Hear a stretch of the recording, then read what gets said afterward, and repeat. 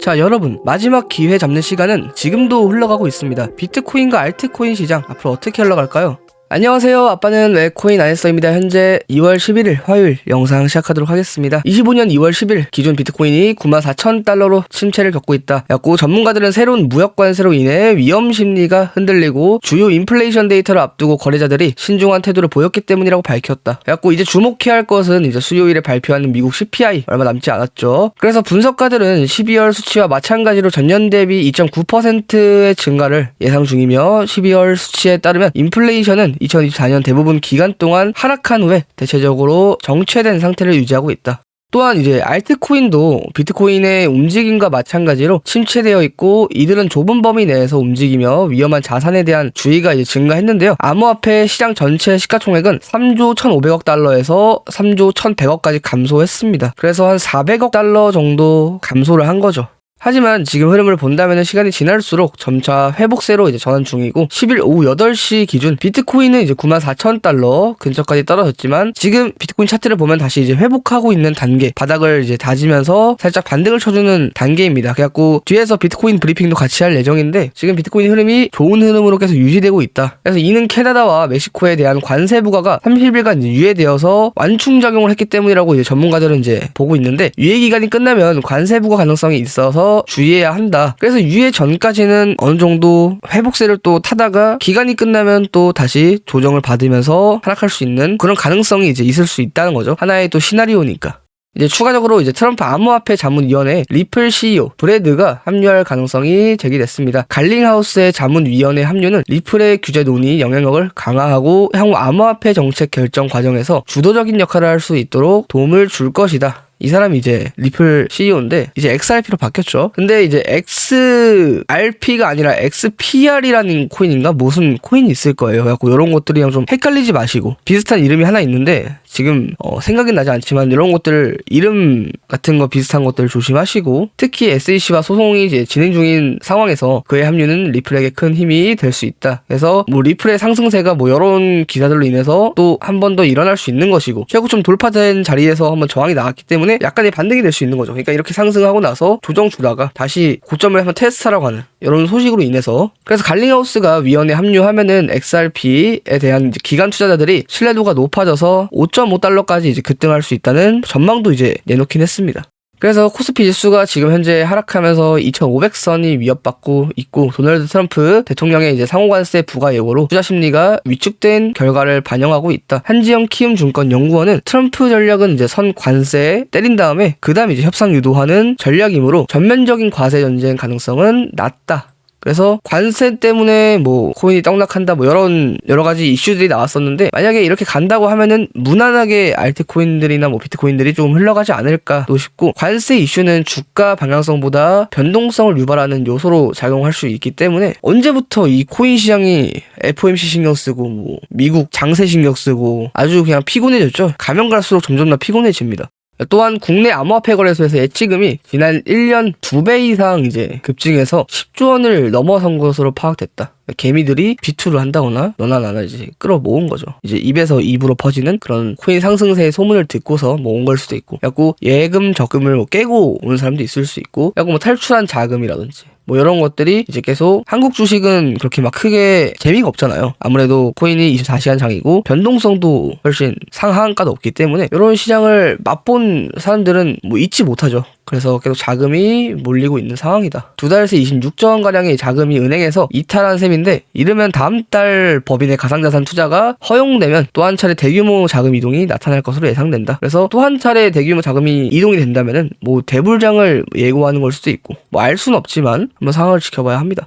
2월 초반에는 이제 1월 대비 암호화폐 가격이 낮아지면서 거래량도 줄었지만 10일 현재는 거래량 자체는 1월과 동등한 수준으로 올라왔습니다. 그러나 이제 전체적인 거래량은 24년 4월 이후로 크게 변하지 않았기에 시장 기대치는 아직 긍정적으로 보기 힘들다. 그래서 뭐 비트코인도 최고점 넘어주면서 알트코인도 같이 회복세를 좀 타줘야 긍정적으로 보는 좀 시장이 될 수 있다. 근데 개미들은 지금 과열 단계죠, 거의. 야, 떨어지면 사 계속 뭐 희망회로가 있다거나 옆에서 계속 귀에다 대고 희망회로를 불어주고 있다거나 뭐 그런 사람들도 있을 수 있기 때문에 아직 시장 자체는 뭐 긍정적이라고 보진 않지만 긍정적으로 될 가능성이 좀 높다고 생각합니다. 그래서 이제 비트코인 내현 차트입니다. 지금 보면은 자, 여기 구간만 놓고 보면 여러분 제가 이전에 설명드렸던 어디 구간이랑 좀 비슷해 보이지 않나요? 아직도 눈치 못 채신 분도 계실 것 같아서 제가 1시간 봉으로 보여드리겠습니다. 자, 이렇게 어디서 많이 본 패턴 같기도 하고 아닌 것 같기도 하고 약간 이렇게 긴가민가 하죠. 이걸 다시 1봉으로 바꿔서 여기 구간을 좀 빗대어서 보면은 계속 저점은 낮아지고 있는 상황, 저점은 낮아지고 있는 상황에서 다시 말아 올리는 그런 힘을 보여주고 있습니다. 그래서 이런 식으로 현재 가는 패턴. 거래량도 보시면은 보통 이런 구간에서 많이 튀었어요. 거래량들이 이전에 이렇게 튀다가 여기에 다시 한번 또 제가 거래량까지 캡처해 오면은 자, 보시면은 거래량이 점차 줄어들고 있어요. 점차 줄어들고 있다가 음봉 거래량이 길게 한번 나왔죠. 어디? 하락하고 있을 때. 그래서 패턴 자체가 현재 유사하게 흘러가고 있다. 그래서 지금 시간봉에서 중요한 거는 지금 단기적인 방향성 잡는 구간이 큰 틀을 잡아주는 구간이거든요. 그래갖고 지금 시간봉 단기 방향이 굉장히 중요합니다. 그래갖고 밑에 매물대를 쌓아줬고 저번에 봤을 때 여기 매물대가 강력하게 걸려 있었잖아요. 그래갖고 여기 구간을 강력하게 또 돌파해주면은 이전에 정고점을 한번 테스트해주면서 상승이 나올 것이다. 그래갖고 여기까지 어느 정도 상승이 나왔으면은 그때부터는 이제 알트코인들이 추가로 달리지 않을까. 자, 비트코인이 요만큼 상승 퍼포먼스를 보여줬는데 알트가 그래도 어느 정도 이렇게 막 하다가 찔끔 회복을 했어요. 근데 비트가 이만큼 상승해주고 돌파해서 눌릴 것인지 아니면 저항 맞고 눌릴 것인지는 뭐 까봐야 아는 거지만 만약에 이렇게 나온다면은 알트가 이렇게 나온 상황에서는 연달아 조금 이렇게 상승세를 V자 반등처럼 알트 코인들이 이렇게 좀 상승세를 만들어줄 수 있다. 그래서 가장 중요한 여기 노란색 박스권이랑 하얀색 이 구간을 지켜주고 돌파해줬다는 점. 근데 아직 방심하긴 이릅니다. 뭐 4시간 봉에서 당연히 계속 여기서 캔들 마감 못 해주고 캔들 마감 못 해주고 다음 캔들 때 돌파되었는데 4시간 봉에서도 쭉 내려와서 또 이렇게 마감돼 버리면은 안 되기 때문에 최소한 4시간 봉에서 마감돼주고 이런 시간봉 작은 틀들이 하나하나 모여서 큰 틀로 만들어지는 거다라고 생각하시면 됩니다. 그래야 주봉 마감도 이쁘게 되고 날봉도 어느 정도 이렇게 파동을 좀 그려주면서 상승할 수 있겠죠. 그리고 뭐 퀀텀은 이번에 또 트위터에서 호재가 하나 못 뜬 걸로 아는데 일단은 뭐 호재 말고도 여러분들 지금 일봉으로 보기보다는 시간봉으로 보고 단기적으로 좀 상승이 잘 나올 것이다 라고 생각하는 것들을 조금 눈여겨보시는 것도 나쁘지 않습니다. 그래서 지금 21선, 61선, 121선 키고 한번 차트를 볼 건데 뭐 알트코인 흐름들은 나쁘지 않아요. 왜냐면 이렇게 하락하고 나서 옆으로 늘어지고 잠깐 반등 나와주고 이런 것들이 이전에도 계속 지속이 됐어요. 하락 나오고 눌려주고 반등 나와주고 여기도 마찬가지로 하락 나오고 눌려주고 반등 나와주고 거의 뭐 비슷한 패턴으로 계속 지속이 되었기 때문에 이 기간을 개미들이 참지 못합니다. 아무리 2달 정도의 횡보라고 해도 참기가 힘들죠. 이렇게 계속 우하향으로 계단식으로 이렇게 하락하고 있는데 그래서 제가 이 글을 올렸어요. 그냥 중간 집계다. 영상에서 남겨준 댓글로 제가 집계를 매겼는데 댓글이 많이 달렸습니다. 그래서 이 영상 플러스 여기 플러스 해서 조금 이런 좋아요나 아니면은 많이 언급된 것들 몇 가지 한번 다뤄보겠습니다. 왜냐면은 이 영상 말고도 또 다음 영상에서도 지금 영상에 댓글 달아주시면은 또 알트코인 다뤄볼 거니까요. 많은 관심 가져주시면 감사드리고 그래서 4개 정도 일단 들고 왔는데요. 처음에 이제 스페이스 아이디입니다. 스페이스 아이디인데 지금 업비트랑 조금 비교해봤을 때 요거는 현재 바이낸스 차트예요. 근데 이제 상장 같은 경우에는 여기서 한 거죠. 여기에서 이제 상장을 했고 업비트 그 다음에 쭉 하락을 했어요. 어느 정도 펌핑을 좀 시켜주고 나서 물량을 넘긴 거죠. 개미들한테. 그래서 앞으로 언제 또 상승이 올 것인가 단기적으로 또 방향성이 어떨 것인가 한번 볼 건데 일단은 가장 중요한 거는 일봉에서 21선을 돌파해줘야 하는 그림을 만들어줘야 합니다. 근데 지금 21선 타고 계속 하락을 하면서 이제 반등을 쳤는데 반등 자리에서 21선이 돌파돼주는가 뭐 시간봉에서는 당연히 이렇게 말리는 자리에 타고 지금 상승세를 그려주고 있는데 중요한 것은 여기 제가 노란색 선 그어드린 구간입니다. 이게 테더 차트로 되어 있기 때문에 0.3628 테더 그 다음에 0.529 테더입니다. 여기 정도 상승이 좀 나와줘야 합니다. 여기가 1차고 여기가 2차로 잡았을 때 1차 정도 반등이 좀 나와줘야 여기에 물려있던 매물대나 어느 정도 악성 매물대가 해소가 되면서 코인 자체가 조금 더 상승하기에 가벼워집니다. 쉽게 설명드리자면. 그래서 이런 상승에도 개미들이 많이 매수를 탔어요. 이때 뭐 스페이스 아이디만 흐름 좋은 게 아니었고 다른 코인들도 다 흐름 좋았기 때문에 여기에서 많은 거래가 이루어졌는데 픽스렌즈만 봐도 현재 여기 구간이 가장 많잖아요. 이 구간. 여기 이렇게 구간.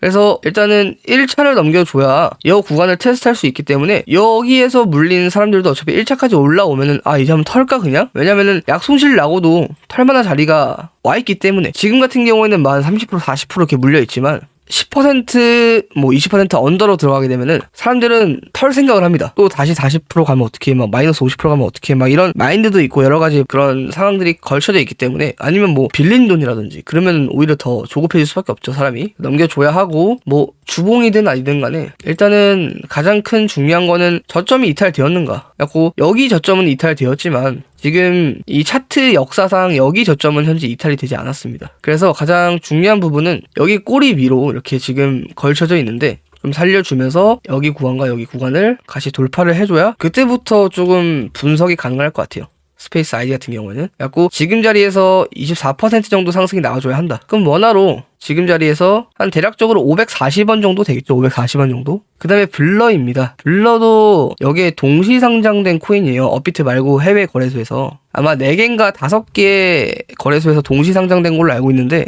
뭐 흐름이 좋아 보이진 않죠. 블러가 계속 바닥을 기어주고 있고, 차트를 보면은 계속 갱신을 하고 있기 때문에 여기 바닥도 이제 거의 도달했었고 더 뚫렸었어요. 여기 꼬리보다 여기 꼬리가 더 뚫렸었다. 이것도 지금 테더 차트입니다. 그래서 이런 것들은 일단은 시간봉으로 조금 다가가는 게 좋고, 여기에서 아마 거래량이 많이 터졌을 겁니다. 한시간봉에서 보면은 거래량이 많이 나왔죠. 여기에 들어가는 사람도 그렇게 크게 많지는 않은데, 보통 이런 상승, 작년 11월 달에 나왔던 뭐 이런 상승들 100몇 프로 상승했었으니까 사람들이 달라붙을 수밖에 없어요. 이렇게 그냥 우상향 해버리는데. 그리고 지금 이게 바이비트나 이제 그런 데서 보면은 차트가 이렇게 나오지, 원화로는 이렇게 나옵니다. 자, 보시면은 이전 데이터에서 계속 이렇게 우상향 해버리는데 사람들이 여기서 매수할 수밖에 없죠. 그러면은 국내에서는 대부분 이런 데서 다 물렸을 거예요. 그래서 차트 데이터가 일단 짧기도 하고, 중요한 거는, 자, 잘 들으셔야 합니다. 자, 이전에 이제 꼬리까지 마이너스 28%예요. 원화로 봐도 이전 꼬리까지 계산하면은 원화는 16%예요. 일단은 여기 꼬리를 깨면 안 돼요.